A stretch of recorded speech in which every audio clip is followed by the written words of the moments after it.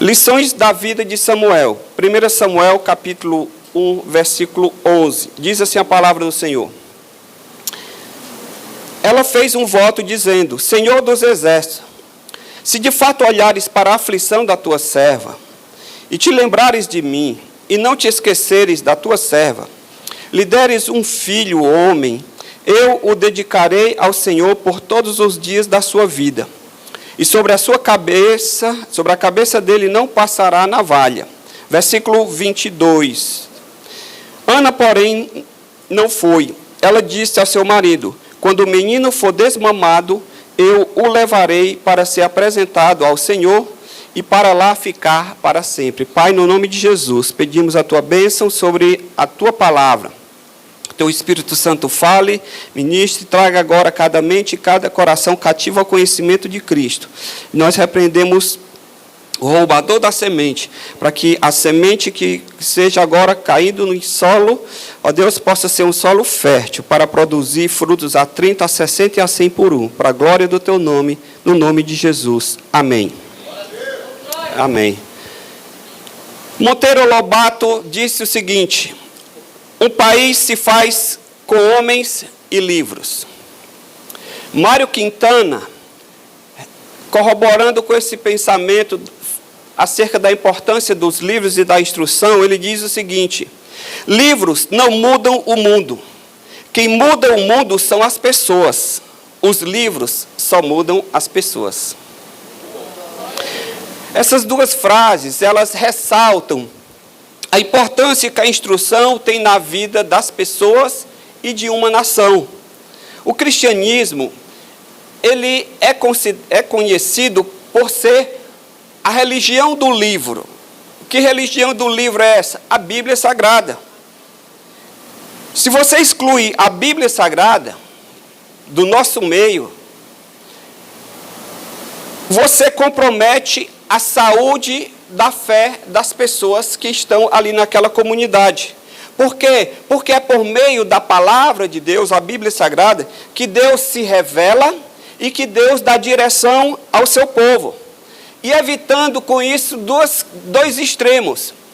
Evitando o extremo do fanatismo, que é uma paixão sem entendimento, e evitando o ceticismo, que é o conhecimento sem a paixão, com frieza, sem ardor no coração. Então, a Bíblia Sagrada ela é essencial. Um dos valores da Reforma Protestante foi resgatar o valor, a centralidade da Bíblia no culto, na reunião, porque até então a igreja havia excluído. O sacerdote, ele ministrava a missa em latim, e de costas para o povo. Então havia uma ignorância. Foi quando Deus levantou Lutero, e Lutero resgatou a Bíblia Sagrada ao culto, ao ambiente da igreja. E a partir daí houve uma revolução na igreja, a maior revolução na igreja após a descida do Espírito Santo lá em Atos dos Apóstolos.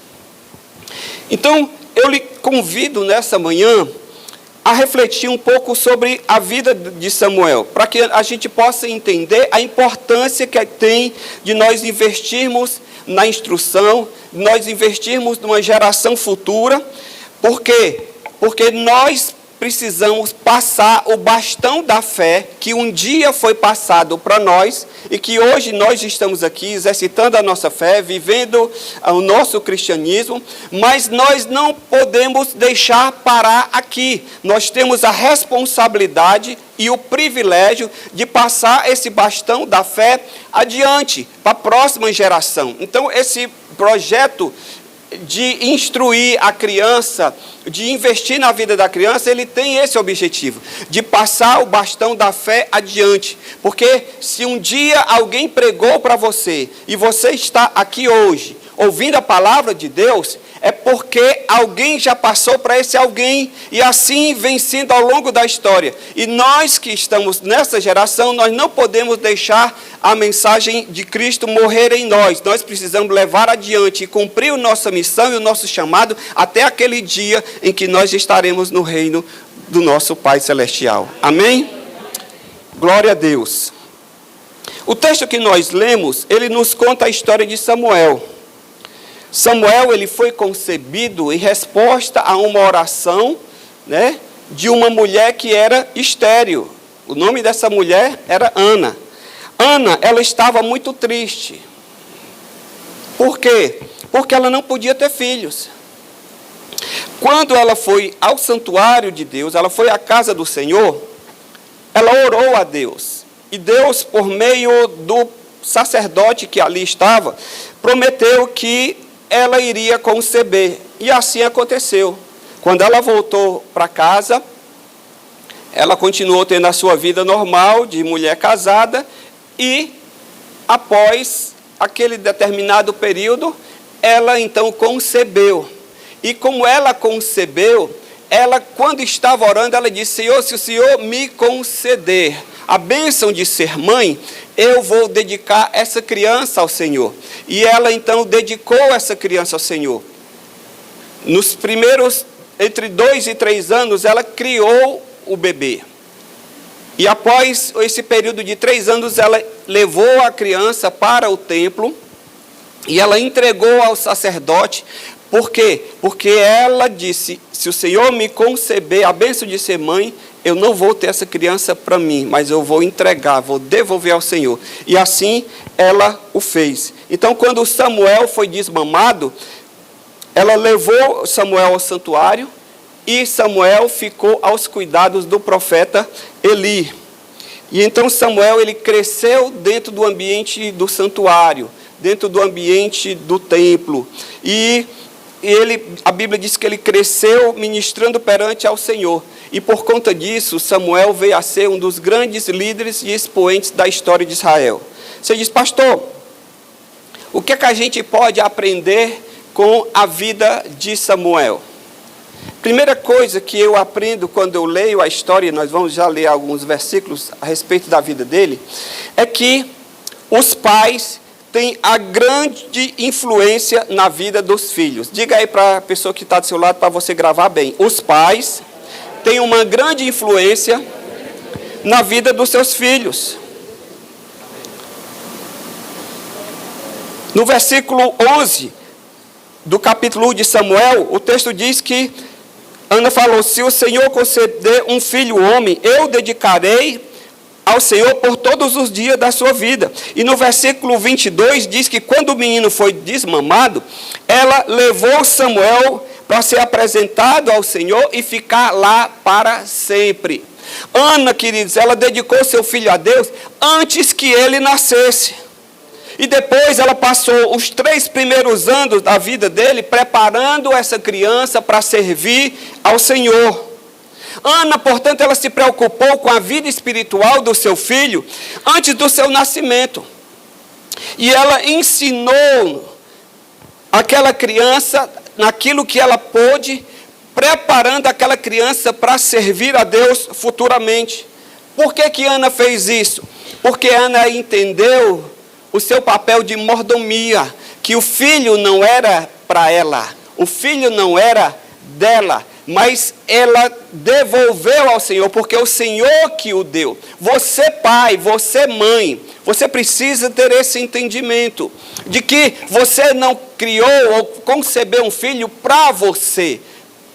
Você é apenas um mordomo daquela vida. Você tem o privilégio e a responsabilidade de levar aquela criança ao conhecimento do Senhor, de levar aquela criança a conhecer a Deus e preparar aquela criança para ser não apenas um bom profissional, um bom cidadão, mas para, acima de tudo, ser um servo e uma serva de Deus. Se os nossos filhos são heranças do Senhor, nós entendemos que nós não criamos os nossos filhos simplesmente para nós mesmos, mas nós criamos os nossos filhos para a glória de Deus. Os nossos filhos só serão felizes, não se eles tiverem os melhores empregos, não se eles tiverem as contas bancárias recheadas, mas os nossos filhos, eles só serão felizes se eles cumprirem a sua vocação em Deus. Porque ouro e prata não preenche o vazio do coração do ser humano. Somente o encontro com Deus é capaz de fazer. Então, nós temos hoje muitos profissionais bem-sucedidos. Nós temos médicos, juízes, desembargadores, nós temos empresários, pessoas do mundo do show business, né? Pessoas que aparentemente têm tudo, mas muitas delas estão vivendo sem Deus, vazias, procurando nos bens, nas coisas e nos títulos, algo que nada disso poderá preencher, porque somente Deus pode preencher o vazio do coração do ser humano.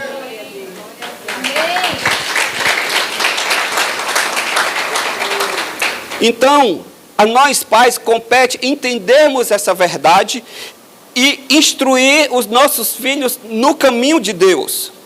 Você, pai, você, mãe, você precisa entender que o seu amor, as suas orações, o seu exemplo terão uma grande influência na direção espiritual dos seus filhos. Porque você é que vai moldar a vida do seu filho. Se um filho ele cresce sem ter instrução, se um filho cresce sem ter exemplo, sem ter orientação, esse filho ele vai ser uma pessoa desajustada, que vai desenvolver relacionamentos desajustados, que vai desaguar numa sociedade desajustada. Então, esse trabalho de formiguinha que cada um de nós faz dentro das nossas casas, dentro das nossas igrejas, é esse trabalho que vai formar não apenas bons cidadãos, mas vai formar também bons cristãos, boas pessoas que amam ao Senhor. Ana, ela começou, assim como Ana começou a preparar o seu filho para servir a Deus, nós precisamos também fazê-lo. O que a Bíblia Sagrada nos diz em Deuteronômio? Deus instruindo os pais acerca dos filhos. Deuteronômio 6,6. Essas palavras que hoje lhe ordeno estarão no seu coração. Você as inculcará. Sabe o que é inculcar, né? Não é a cuca do Monteiro Lobato, não. É você abrir a cabeça e colocar a informação dentro. Você as inculcará a seus filhos, e dela falarás, quando estiver sentado em casa, olha aí o ambiente da casa, quando estiver andando pelo caminho, e ao deitar-se e ao levantar-se. Então, esse papel de preparar o filho, essa responsabilidade é sua. Nós estamos vivendo uma crise de valores na nossa sociedade.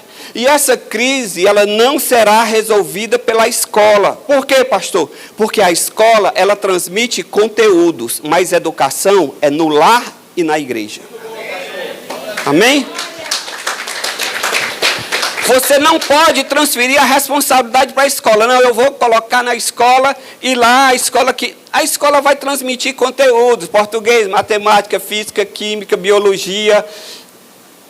Mas a educação, os valores, os princípios de vida, esses são passados dentro da casa. Esses são passados na igreja. Então, quando a igreja começa esse projeto aqui de instruir, ela está investindo na geração futura, para que nós tenhamos uma igreja saudável e que vai refletir também numa sociedade melhor para os nossos filhos. Amém?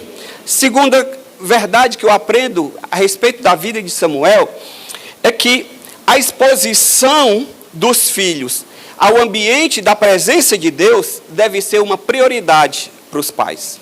Eu vou repetir. A exposição dos filhos ao ambiente da presença de Deus, ele deve ser uma prioridade da vida dos pais. Olhe 1 Samuel, capítulo 1, versículo 24.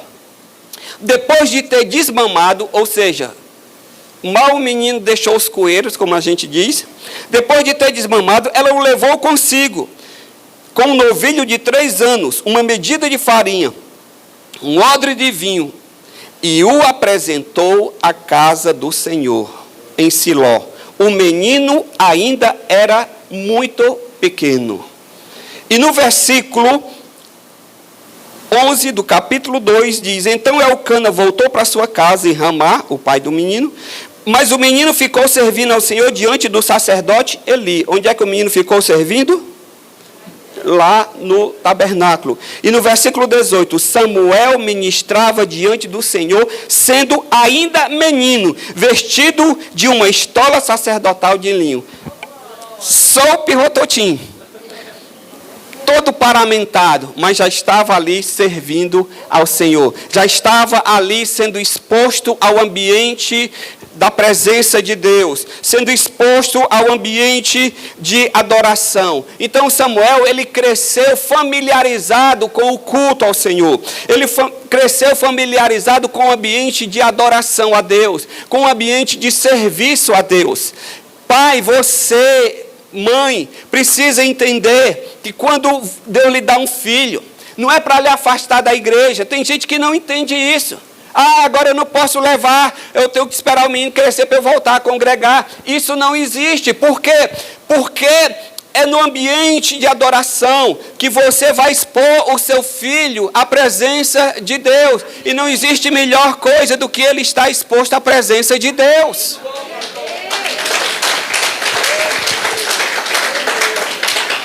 Eu já vi mãe dizer, eu não posso levar o meu filho porque o som da igreja é muito alto, vai estourar os tímpanos do meu filho.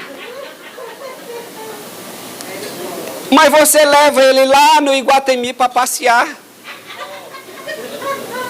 sujeito a levar um tiro.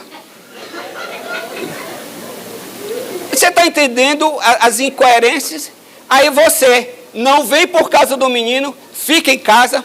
Nem o menino se alimenta do seu peito, mas você não se alimenta da palavra. E aí o que é que acontece? O menino cresce, está bem gordinho e você ficando raquítica. Irmãos, nós não podemos.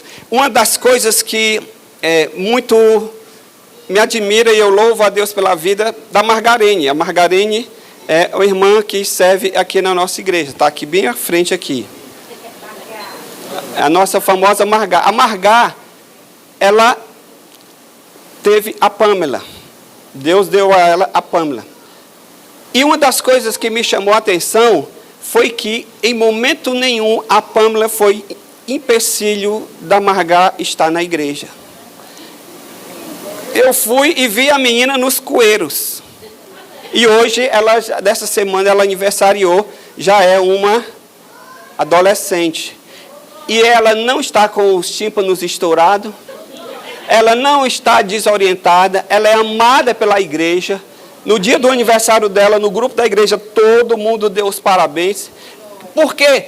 E a Pâmela, ela já está com os valores incutidos na vida dela. Porque desde cedo ela esteve na casa do Senhor, sendo submetida à presença de Deus, ao convívio da igreja, ao amor dos irmãos, ouvindo a palavra de Deus no culto infantil. E é isso que você precisa entender. O quanto antes você ensinar os seus filhos sobre Deus, e o quanto antes eles estiverem em convívio com o povo de Deus, mais dispostos eles estarão a responder a Deus quando Deus falar com ele por meio das pregações, dos ensinos que são ministrados na igreja local. A Bíblia diz em Eclesiastes capítulo 12, versículo 1: lembra-te do teu Criador nos dias da tua mocidade, antes que venham os dias maus e cheguem os anos em que você dirá, não tenho nele prazer. Lembra-te do teu Criador nos dias da tua mocidade. Irmão, deixa eu dizer uma coisa para você. Conversão não é coisa de velho. Tem gente que diz, eu vou curtir a vida, eu vou aproveitar. Aí no dia que eu já tiver só o pó da rabiola, no dia que eu tiver só o bagaço, não tiver mais disposição, aí eu vou para a igreja me dedicar às orações. E aí eu vou ser o Beato Salu da nova criação, ou da Rei dos Reis. Deixa eu dizer para você uma coisa. Quanto mais cedo uma pessoa for apresentada às verdades do Evangelho, mais tempo de vida ela viverá na presença de Deus. E ela será poupada dos dissabores de uma vida na prática do pecado. Eu não tenho nada contra, eu louvo a Deus por a vida daqueles irmãos que se converteram depois de ter feito tudo de ruim que acontece na vida.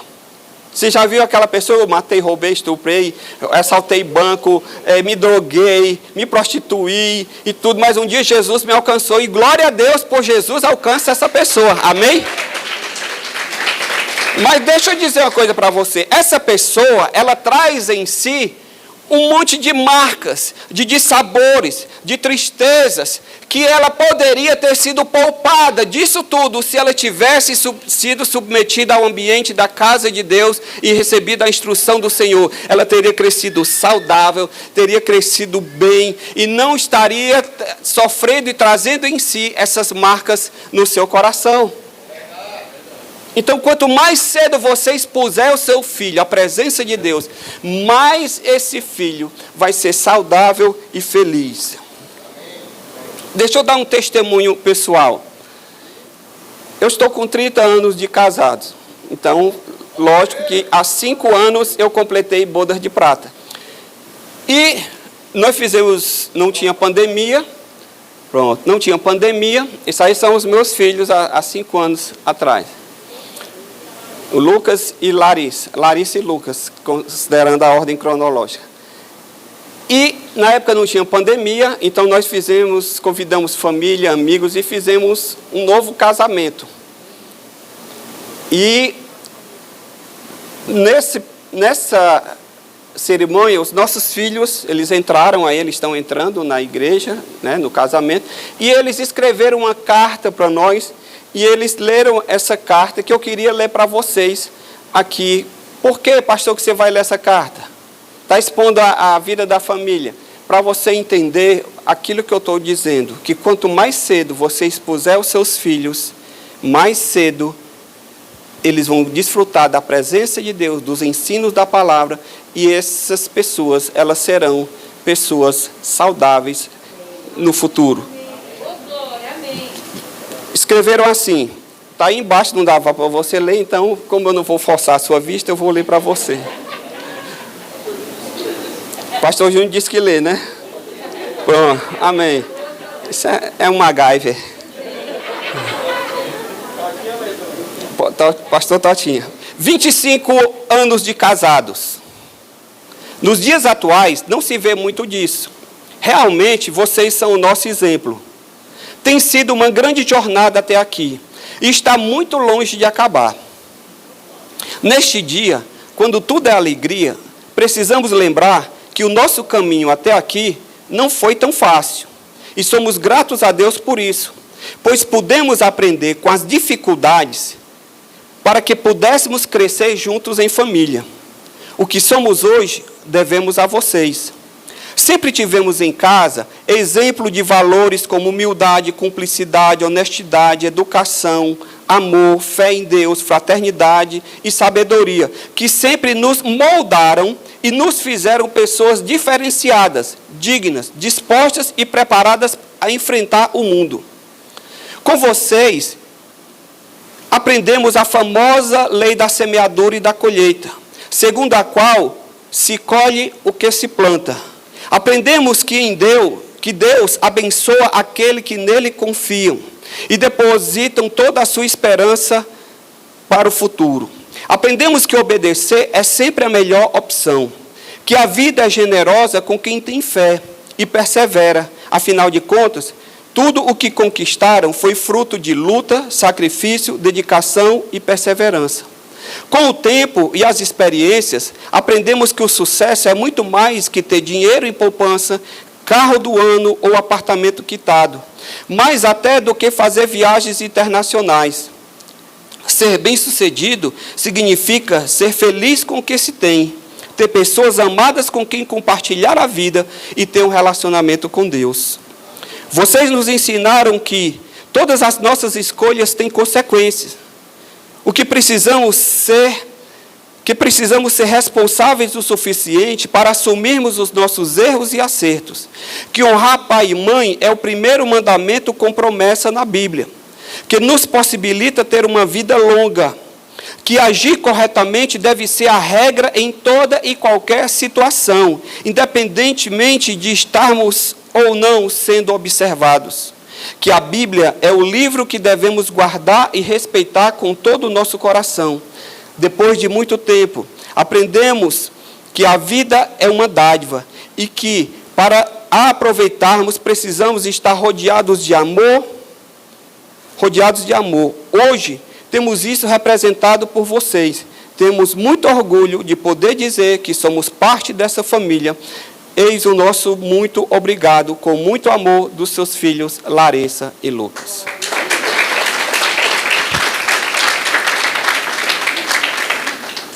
Irmãos, tá chorando. Desde criança, nós levamos os nossos filhos à casa do Senhor. Desde criança, nós fizemos culto doméstico na nossa casa. E hoje eu posso dizer para vocês que os nossos filhos são pessoas de bem, são pessoas tementes a Deus, equilibradas, saudáveis emocionalmente, que são pessoas que estão com as suas vidas encaminhadas, tanto com as suas vidas profissionais quanto as suas vidas pessoais. Ambos estão noivos. Uma vai casar agora, esse ano, final do ano, e o outro no meio do ano que vem. E tudo isso eu atribuo, primeiro, porque nós, pais, estivemos na casa do Senhor servindo a Ele. E estando na casa do Senhor, demos a eles a oportunidade de estarem também crescendo no ambiente da presença de Deus, recebendo instrução e recebendo exemplo. Então, deixa eu dizer para você, pai, deixa eu dizer para você, mãe, nunca é cedo demais para você expor seus filhos às verdades de Deus. Mas se você não o fizer, com certeza, um dia pode ser tarde demais para fazê-lo.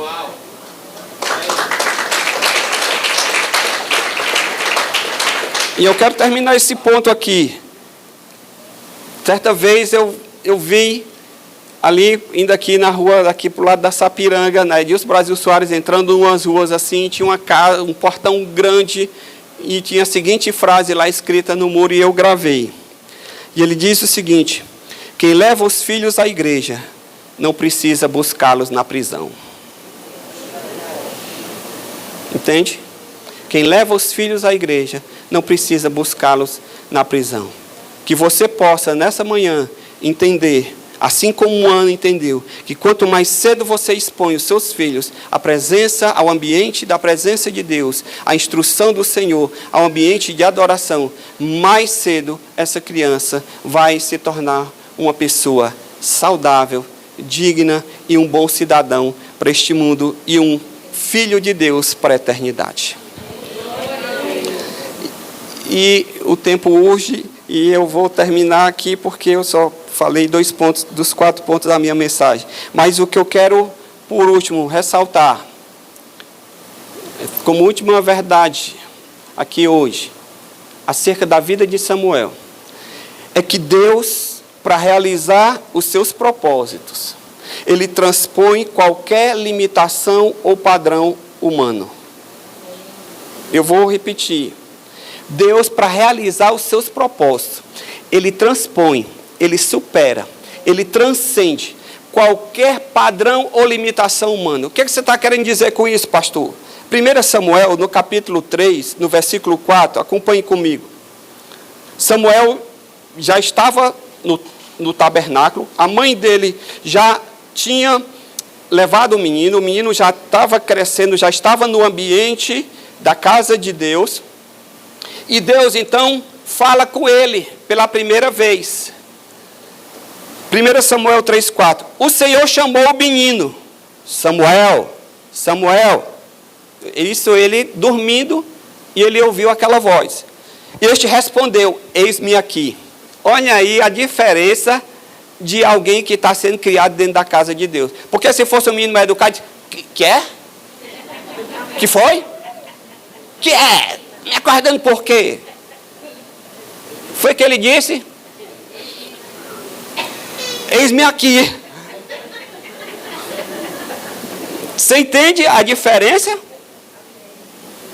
Acordou de bem com a vida, irmã.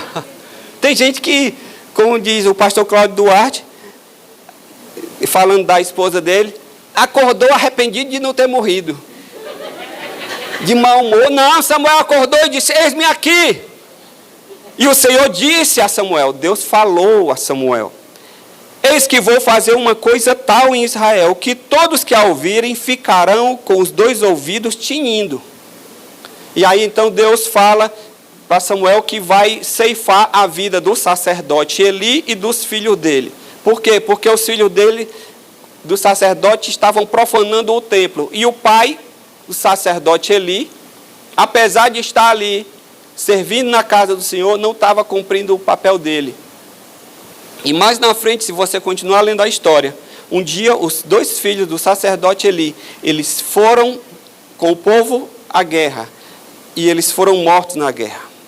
E quando a notícia chegou na casa de Eli, Eli estava sentado numa cadeira, e diz que quando ele recebeu a notícia de que os seus filhos haviam sido mortos, ele se espantou, caiu da cadeira, quebrou o pescoço e morreu.